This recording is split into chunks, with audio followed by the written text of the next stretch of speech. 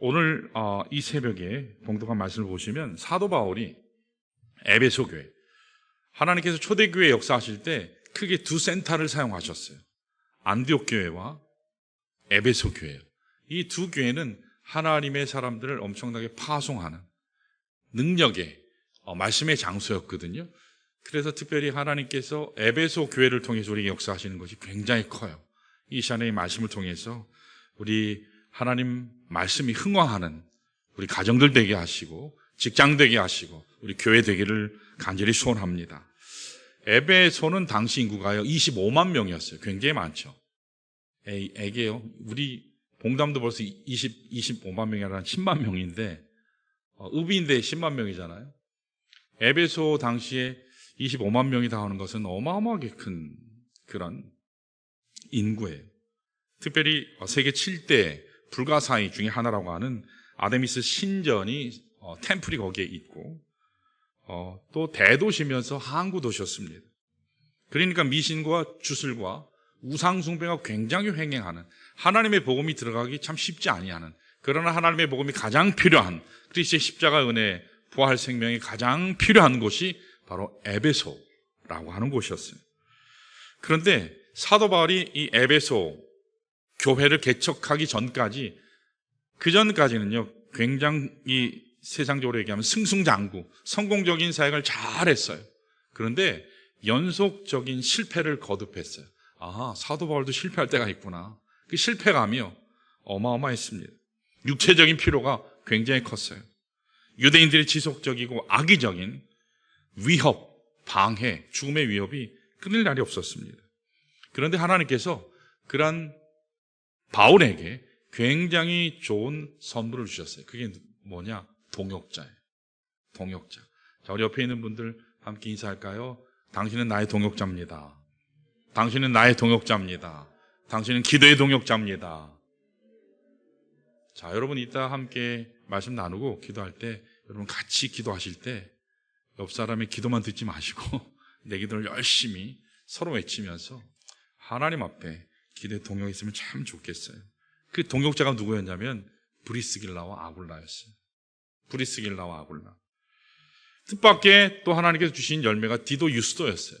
또 회당장 그리스도였습니다. 이들을 통해서 하나님께서 세우셨던 교회가 고린도 교회. 우리 새벽에 오늘은 에베소 교회이지만 주일날은 고린도 교회 계속 우리가 배우고 있죠. 자, 그러면서 이렇게 2차 여행을 마치고 이제 안디옥이 제가 아까 말씀드린 것처럼 선교 센터였거든요.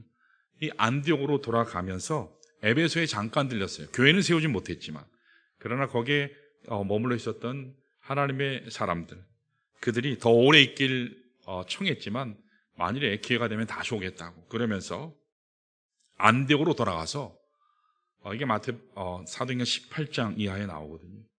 그러면서 전열을 다시 재정비하고 사도 바울이 3차 선교여행을 떠나갑니다. 그러면서 갈라디아와 부르기아 땅을 거치면서 에베소에 도착해서 드디어 에베소 교회를 거기 개척하게 돼요. 에베소 사역은 한마디로 얘기하면 이게 흠뻑 적셔지는 그런 사역인데 영어로 얘기하면 saturation evangelism이라고 표현하거든요. 그러니까 하나님의 말씀의 능력으로 흠뻑 젖는 그런 사역을 했어요. 성령의 역사로 흠뻑 젖는 역사가 있었어요. 하나님의 성령의 바람이 불었어요. 성령의 불이 임했어요. 놀라운 역사가 일어났어요. 온갖 죄악들이 떠나가고 주술이 떠나가고 마술했던 자들이 하나님 앞에 나와서 회개하고 그들이 지금까지 섬겼던 모든 부적들, 책들을 다 태우는 놀라운 은혜의 역사가 일어났어요. 사도 바울은 여전히 하나님의 말씀을 전할 때 회당에서 시작했는데, 그 전에 사도 바울이 회당에서 하나님 말씀 전할 때 성공적인 사역도 있었지만 실패 역사도 있었어요. 이 에베소 교회를 개척하기 그 전에 고린도 교회를 세웠지만 고린도 교회 세우기 전까지 엄청난 위협, 낙심, 실패, 좌절, 죽음의 어떤 그림자 이런 것들을 경험했거든요. 그럼에도 불구하고 다시 회당에서 시작했어요. 실패했었던 곳에서 다시 시작했다는 거죠. 회당에서 시작했는데, 그런데 하나님의 놀라운 은혜 역사 가운데 주님의 능력으로 3개월 동안 하나님 말씀을 열심히 전했거든요. 변화에서 새 사람 되는 역사가 일어났어요. 감사하게도 하나님의 역사로 제자들이 세워지기 시작했습니다. 어디에서요? 에베소에서. 안 될 것 같은 그 에베소에서 미신이 가득 넘치고 귀신의 역사가 있었던, 악한 역사가 있었던 에베소 지역에 하나님의 교회가 세워졌어요. 그러면서 오늘 말씀해 보면 하나님의 지혜로 두란노 서원을 세우거든요. 거기서 2년 동안 날마다 하나님의 말씀을 전합니다. 여러분, 에베소 지역이 낮에는 굉장히 뜨거워요. 뜨거운데 오늘로 얘기하면 이제 중동 지역, 터키 지역, 어떤 그런 쪽의 지역인데 오전 11시부터 오후 4시까지는요 일을 할 수가 없어요. 너무 더워서. 그래서 그 5시간 동안은 아무것도 못해요. 그래서 사도 바울은 그 5시간 동안 매일 하나님의 말씀을 강론했어요. 훈련시켰습니다. 얼마 동안요? 2년 동안. 자, 2년 동안 365일 곱하기 10 하면 얼마가 될까요? 3650시간을 하나님 말씀으로 매일매일 가르친 거예요. 지속적인 말씀을 심었습니다. 사랑하는 여러분, 뿌리면 거둘 줄 믿습니다. 하나님의 말씀을 뿌리면 능력의 역사가 일어날 줄 믿습니다. 심어야 거둘 수 있어요. 심어야 거둡니다. 여러분, 많이 심으시기를 축원합니다. 우리 좋은 교회가 많이 심기를 원합니다. 그래서 많은 영혼들을 주님 앞에 인도하기를 원합니다. 그래서 10절에 오늘 보니까 아시아에 사는 유대인이나 헬라인이 다 하나님의 말씀을 들었다, 그렇게 나와요. 그전에는 사람들이 듣질 않았어요. 근데 하나님의 말씀을 들었어요. 하나님이 귀를 열어주신 거예요. 이 시간 여러분 말씀의 귀를 열어달라고 주님께 기도하시기를 축원합니다. 하나님, 내 귀가 열리게 하옵소서. 죄 음성이 들리게 하옵소서. 내 눈이 열리게 하옵소서. 여러분, 기대하고 하나님의 말씀 가운데 나가면 하나님께서 은혜로 역사하실 줄로 믿습니다. 하나님의 말씀이 심겨지니까 뭐가 나타났냐면요, 기적의 역사가 일어났어요. 11절 12절을 보니까 예수의 권세가 충만하니까, 하나님의 말씀의 역사가 일어나니까, 성령의 역사가 일어나니까 하나님이 바울의 손으로 놀라운 능력을 행하게 하시니, 심지어 사람들이 바울의 몸에서 손수건이나 수건을 가지고 병든 사람 위에 올려놨더니 무슨 일이 일어났어요? 병이 쫓겨났어요. 악한 영이 떠나갔어요. 여러분, 손수건이나 앞치마 자체가 능력이 있는 거 아니잖아요. 하나님께서 바울을 통해서 신비한 능력을 행하신 겁니다. 하나님의 능력과 능력을 받아들인 그 믿음을 통해서 기적이 일어난 겁니다. 그랬더니요, 재미있는 일들이 벌어지기 시작했어요. 바울을 흉내내는 사람들이 등장하기 시작했어요. 그래서 13절에 16절을 보니까 마술하는 사람들이요, 막 예수, 바울 이름을 들먹거리면서 장난을 치기 시작하죠. 그 중에 유대 한 제사장 스게와 7 아들이 이야기했어요. 귀신 들린 사람에게 내가 예수의 이름으로 명하노니 너 나가. 그랬더니 어떻게 했어요? 악귀가, 그 심령 안에 있었던 귀신 들린 사람 안에 있는 악귀가 이렇게 째려보면서, 야, 내가 바울도 알고 예수도 아는데 난 너는 도대체 모르겠다. 그러면서 그 사람 위에 뛰어올라서 징벌하는 역사가 일어나요.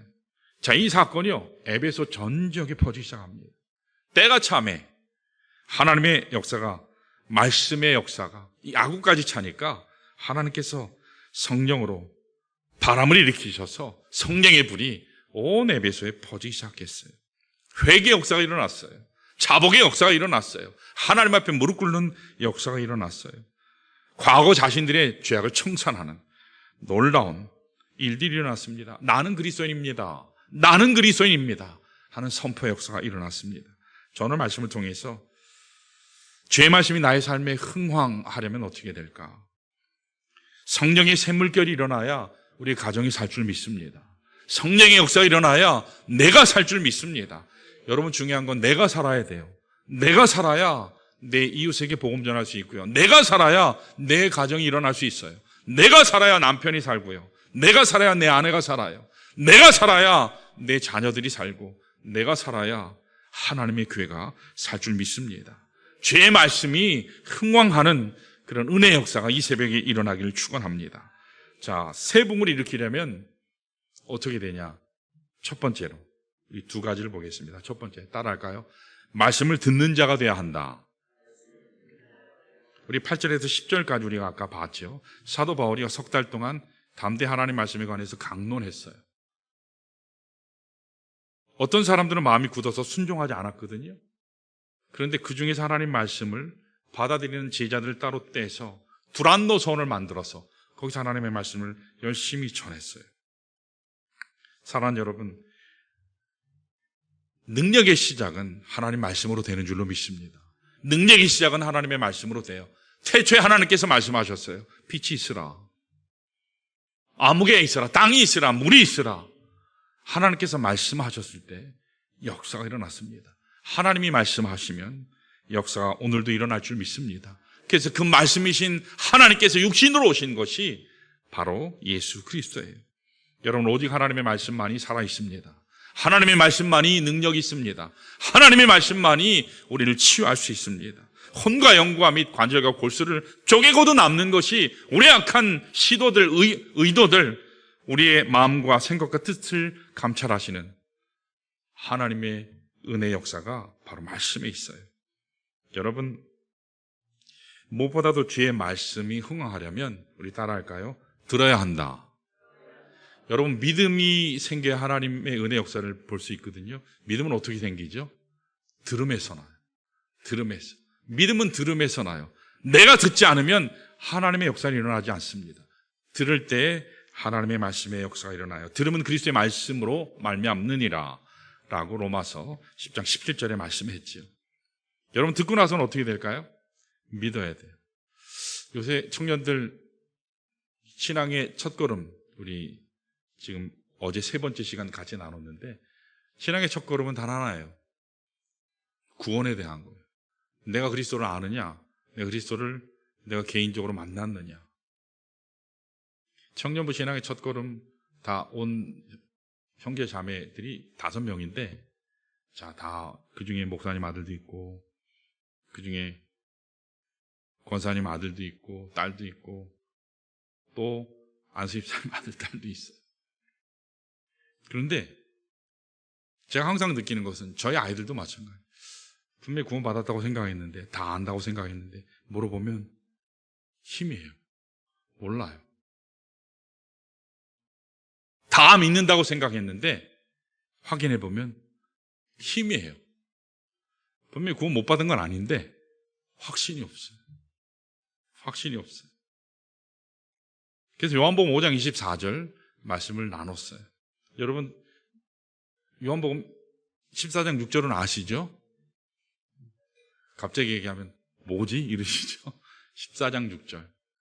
내가 곧 길이요 진리요 생명이니 나로 말미암지 않고는 아버지께로 올 자가 없느니라. 그 말씀을 놓고 이렇게 설명을 했어요.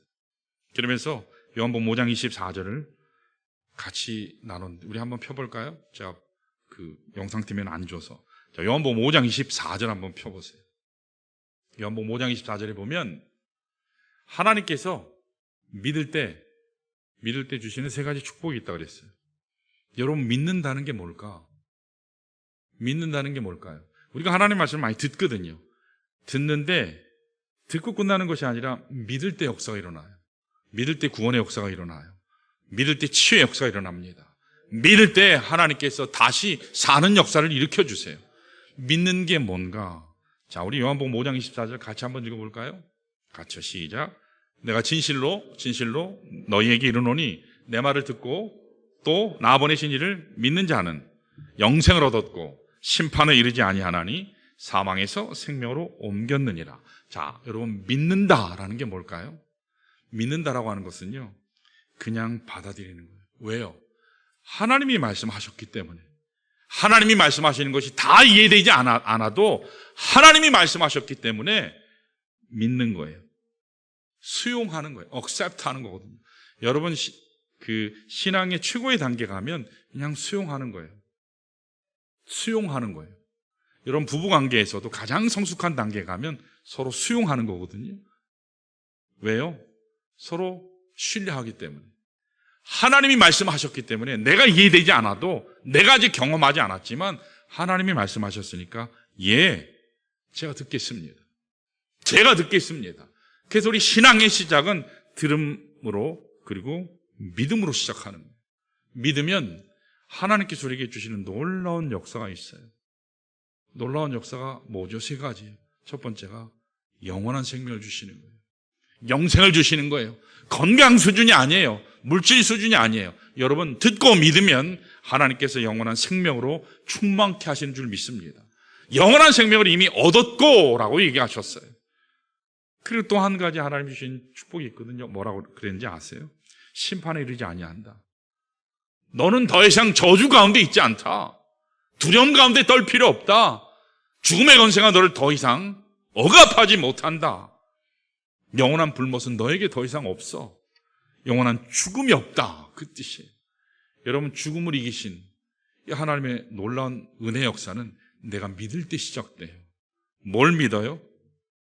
예수가 나를 위해 십자가에 못 박혀 돌아가신 것, 나의 죄를 위해서 내가 죽어야 되는데 대신 죽어주신 그 사실, 그걸 내가 믿으면, 그리고 그 예수와 함께 내가 죽고 그 예수가 부활했다는 사실을 내가 믿으면 그것이 하나님께서 우리에게 말씀하시는 믿음이라고 하는 거거든요. 여러분 믿을 때 다시 사는 줄 믿습니다. 믿을 때 하나님의 은혜의 역사가 일어나요. 믿을 때 심판에 이르지 않아요. 언제 심판에 이르지 않는다고요? 언제 생명을 주신다고요? 예수님께서 내 말을 듣고 또 나를 보내신 이를 믿으면 그렇게 말씀하셨어요. 그러면서 한 가지 믿을 때 주시는 축복이 또 있다고 그랬어요. 그게 뭐라고 그랬죠? 사망에서 생명으로 옮겼느니라. 여러분 이 세상의 삶은요, 사망의 어둠의 골짜기의 삶이에요. 내가 열심히 살지만 그러나 종국의 끝은 죽음이에요. 멸망이에요. 영원한 지옥불이에요. 영원한 홀로됨이에요. 영원한 외로움이에요. 저주 가운데 있는 거예요. 그 사망 권세로부터 주님께서 이끌어내셔서 생명으로 호적이 바뀌게 하시는 거예요. 신분이 바뀌게 하시는 거예요. 내 안에 예수가 살기 때문에 생명으로 넘치게 하신다고 하는 이 사실, 여러분 들음으로 믿음 가운데 하나님 주신 이 복이 우리에게 이루어진다는 사실입니다. 여러분 이 진리의 말씀을 여러분 믿으시기를 축원합니다. 영원한 생명 가운데 거하시기를 원합니다. 다시 일어서기를 원합니다. 여러분 하나님의 말씀은 들을 때 역사가 일어나요. 여러분 사도행전 여기 하나님의 말씀에 우리 10절 보면 뭐라고 나오냐면 2해 동안 이같이 하니 아시아에 사는 유대인이나 헬라인이나 뭐라고요? 듣더라 라고 나와요. 우리 한번 읽어볼까요? 같이 시작. 2해 동안 이같이 하니 아시아에 사는 자는 유대인이나 헬라인이나 다 주의 말씀을 듣더라. 제가 가끔 저희 아이들 얘기하는데 몇 년째는 얘기 안 할게요. 이게 한국말이 짧아가지고 열심히 얘기를 해도 얘들이 잘 못 들어가지고 가끔가다 이상한 얘기를 하거든요. 근데 지금은 안 그래요. 한국말을 굉장히 잘해요. 딸 중에 하나가 항상 뭐 하면 딸들이 아빠 이거 드실래요? 뭐 이거 드실래요? 하면 지네들이 만들어가지고 가져올 때가 있어요. 근데 우리 사랑하는 딸이 아빠 드실래요라는 말을 까먹었는지 비슷하게 한다는 말을 하다가 아빠 뒤지실래요? 이렇게 얘기했어요.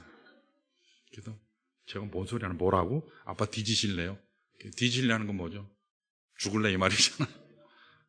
그래서 차를 들고 이렇게 온 거예요. 아빠 뒤지실래요? 그래서 독약 탄 건 아닐 테니까.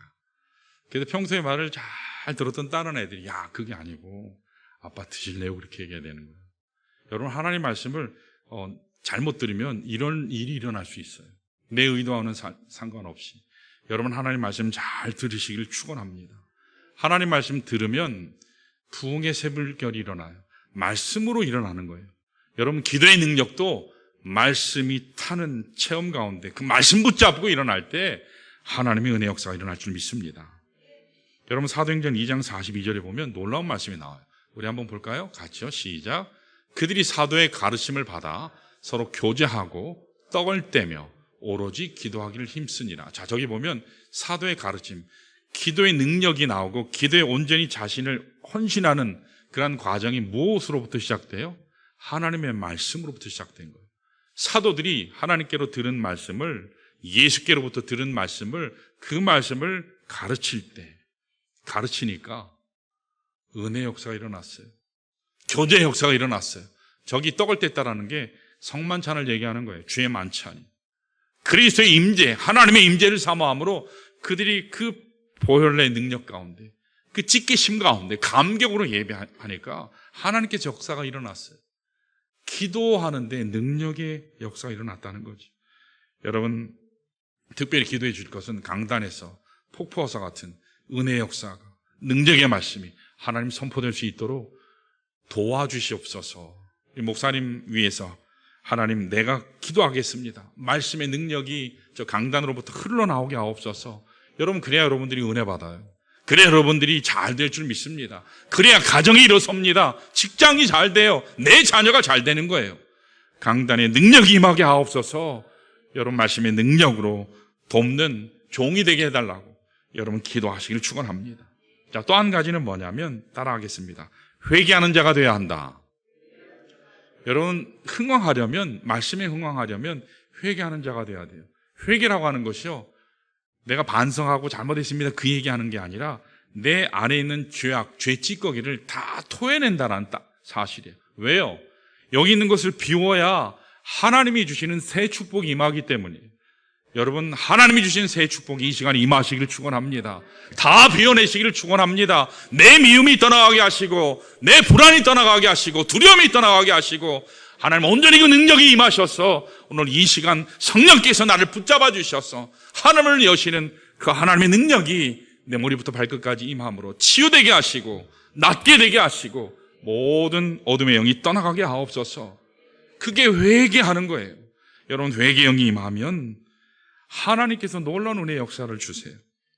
자, 아까 말씀드렸지만 능력이 많으니까 사방에 흉내내는 우리 거짓 선지자들이 막 나타났죠. 자, 하나님의 놀라운 은혜의 역사가 일어나니까 우리 17절 한번 볼까요? 17절, 본문 17절을 보시면 17절, 18절, 19절, 20절 한번 쭉 같이 한번 읽습니다. 시작.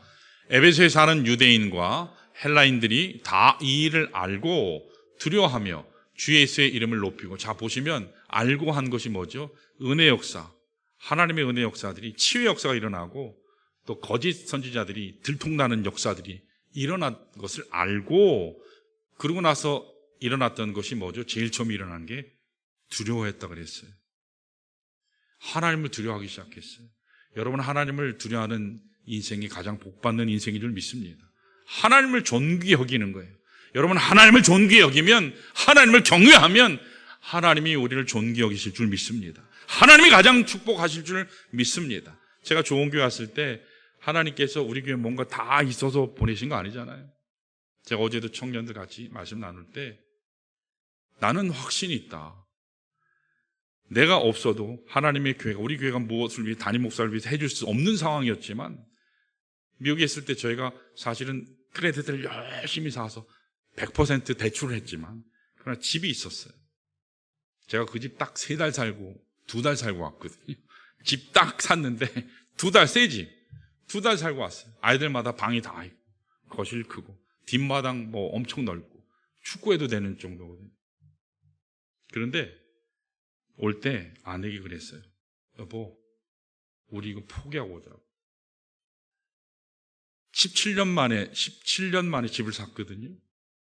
근데 그거 포기하고 왔어요. 왜요? 그 포기하지 않았으면, 포기하는 것이 제가 하나님을 존중한다고 생각했어요. 제 아내도 순종해 줬어요. 집을 포기한다고 하는 것이 제가 생각했던 것보다 훨씬 어려움이라는 걸 그때 몰랐거든요. 아이들이 집이 없으니까 엄청나게 방황했어요. 집이 없는 인생. 아, 이런 거구나. 엄마 아빠도 없죠. 집도 없죠. 돌볼 자도 없죠. 저는 그렇게 하나님을 존중했어요. 그랬더니 하나님이 저를 존중하시더라고요. 하나님이 저희 가정을 존중하시더라고요. 하나님께서 먹을 것 입을 것 학비 주시더라고요. 여러분, 하나님을 존중하시길 바랍니다. 하나님을 존중하면 하나님이 여러분들을 존중해요. 결코 잊지 아니하십니다. 반드시 하나님께서 갚아주세요. 근데 내가 하나님을 존중하지 않고, 내가 하나님을 무시하고, 내가 하나님을 쓰레기 취급하면 하나님도 나를 그렇게 취급하시더라는 거예요. 내 능력으로, 내 힘으로 하려 하면 하나님이 주실 게 없어요. 여러분, 하나님 경외하시기를 축원합니다. 느헤미야가 복받은 이유는 단 한 가지라고 저는 생각해요. 느헤미야를 쭉 보면 하나님 경외한 거예요. 하나님 경외한 거예요. 하나님 경외하면 하나님 이렇게 두려워하고 무섭다, 징계받을까 벌받을까 무섭다라는 게 아니라 그것이 너무 감사해서 그 앞에 우리 피조물이잖아요. 피조물인 우리가 하나님 앞에 그 영광 가운데 설 수 없음에도 불구하고 그 하나님의 은혜가 너무 감사해서, 그럼에도 주님 앞에 나갈 수 있게 하신 그 하나님을 감사해서 전능하신 하나님 앞에 설 수 없는 자인데 두려움이 있지만 그러나 그 하나님을 너무 사랑해서 존중함으로 나가는 그런 삶을 얘기하는 겁니다. 우리 계속 띄워주실래요? 자, 18절 읽어볼까요? 시작. 믿은 사람들이 많이 와서 자복하여 행한 일을 알리며. 자, 믿은 사람들이 듣고서 어떻게 했다고요? 믿었어요. 믿고 나서 어떻게 했다고요? 회개하는 사람으로 바뀌었어요. 아, 내가 지난달 삶을 잘못 살아왔구나. 여러분, 우리 그리스도인들에게 가장 어려움이 뭐냐? 회개하지 않는 거예요. 여러분, 이 시간 우리 이제 기도할 건데 하나님, 내 안에 찌꺼기, 내 안에 사랑하지 못했던 것, 내 안에 감사하지 못했던 것, 내 안에 하나님으로 기뻐하지 못했던 것, 이 시간 다 회개합니다. 다 토해냅니다. 하나님, 내 영을 맑게 하시고 우슬초로 정결케 하셔서 오직 하나님 크게 보게 해달라. 우리 이 시간에 하나님 앞에 우리 기도하기로 합니다. 이 시간에 우리 다 두 눈 감고 하나님 앞에 기도하겠습니다.